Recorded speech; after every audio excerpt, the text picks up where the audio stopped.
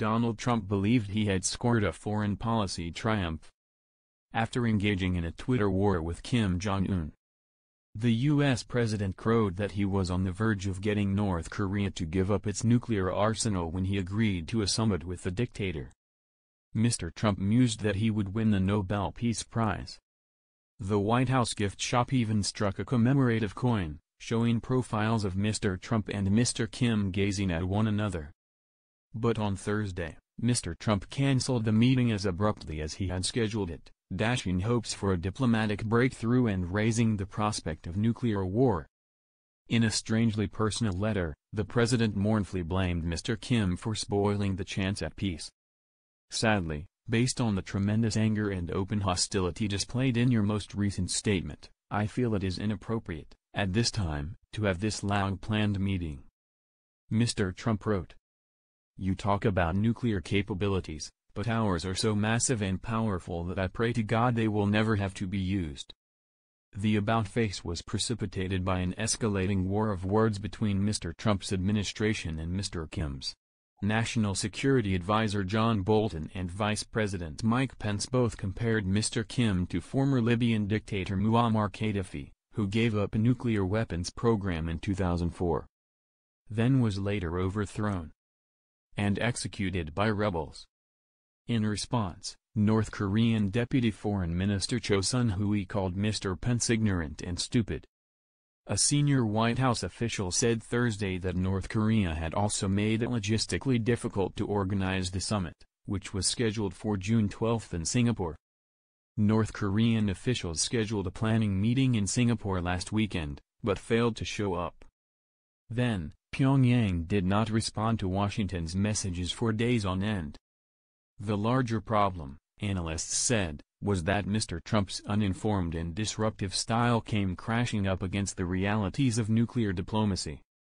After months of taunting Mr. Kim as Little Rocket Man on Twitter and threatening to rain down fire and fury on Pyongyang, the president agreed to the summit on the spot during an impromptu White House sit-down with South Korean officials in March.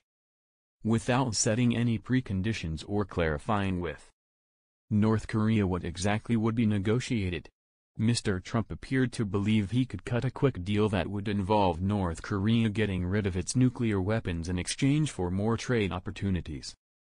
But North Korea has always wanted any denuclearization to take place over the long term in phases, and would also likely demand the United States no longer guarantee nuclear protection of Japan and South Korea, and withdraw its troops from the peninsula. This was a story of mismanaged expectations, particularly mismanaged U.S. expectations, said Andrea Berger, an expert on North Korea's weapons program at Middlebury Institute of International Studies. There was an inflated hope here for a grand bargain. Charles Armstrong, a Columbia University history professor who has written 6 books on Korea, said Mr. Trump may have decided to back out when he realized landing a deal would be much harder than he had made it sound. He might have been trying to avoid embarrassment after saying North Korea would denuclearize and he would get the Nobel Peace Prize, Professor Armstrong said. The consequences for Mr. Kim, meanwhile, are mixed.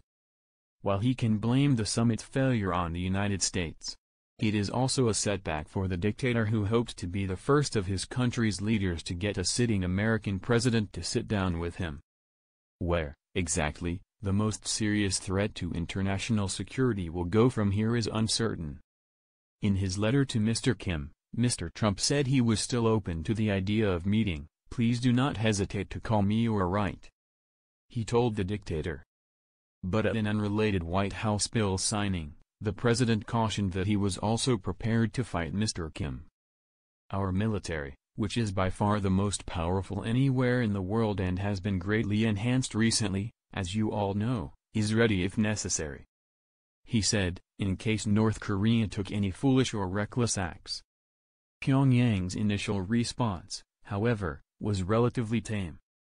In a statement, Kim Kye-gwan, another deputy foreign minister, said the president's cancellation was contrary to the world's desire and said a summit was necessary. Leader Kim Jong-un had focused every effort on his meeting with President Trump, the statement said. Scott Snyder, Senior Fellow for Korea Studies at the Council on Foreign Relations, said the rhetorical sparring in the days leading up to Mr. Trump's letter could actually set the stage for a longer negotiation by establishing the country's opening positions. Mr. Trump and Ms. Chu's statements, he said, mirror each other. They both leave the door open to cooperation, and put the ball in the other country's court. We don't know what North Korea is willing to do on denuclearization, and it's very doubtful that we'll initially find out from a North Korean press release, he said. That is an argument for having a meeting. The only way to find out what their bottom line is to talk it over in private at a very high level.